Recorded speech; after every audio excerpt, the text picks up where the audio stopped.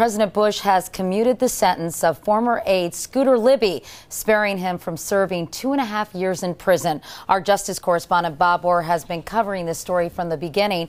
Bob, what's the latest? Katie, I have to say, all of Washington is stunned. This happened with great speed today as the president moved just hours after a U.S. appeals court refused to intervene in the case. Now, you might remember attorneys for Louis Scooter Libby had asked the court to allow Libby to remain free while the court heard his appeal. But today the court refused, and Libby faced the prospect of going to prison sometime in the next 6 weeks. That was before the president stepped in and then commuted the prison sentence. This all now means that Libby, the former chief of staff to Vice President Cheney, will not go to prison. However, we have to point out the president's action is not a pardon either. Libby still faces fines of $250,000, and he will remain on probation for 2 years.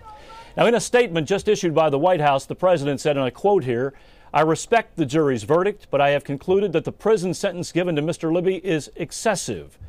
Libby was facing until today 2.5 years in prison after being convicted in March for lying to a grand jury and also obstructing an investigation into who leaked the name of former CIA operative Valerie Plame. At his sentencing, the judge lectured Mr. Libby that no one was above the law.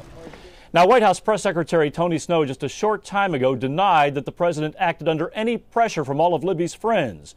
Snow said Mr. Bush considered every option in the case, including a full pardon, but then decided that commuting the sentence was the most appropriate course.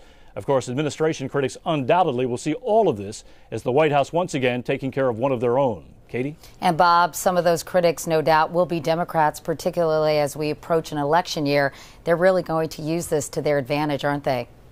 Well, no doubt about it. It didn't take long for New York Democrat Charles Schumer to react.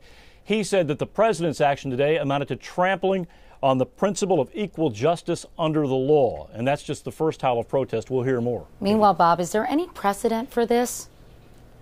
Yeah, there's plenty of precedent. Presidents have been commuting sentences down through the years. We did some quick checks. President Nixon commuted 60 different terms. President Carter commuted 29 sentences, including that of California heiress Patty Hearst. And President Reagan commuted 13 different sentences, including that of former Maryland Governor Marvin Mandel. This is not a pardon. This is not the high-profile pardon like, say, Gerald Ford pardoning Richard Nixon, but this is still unusual in a high-profile case.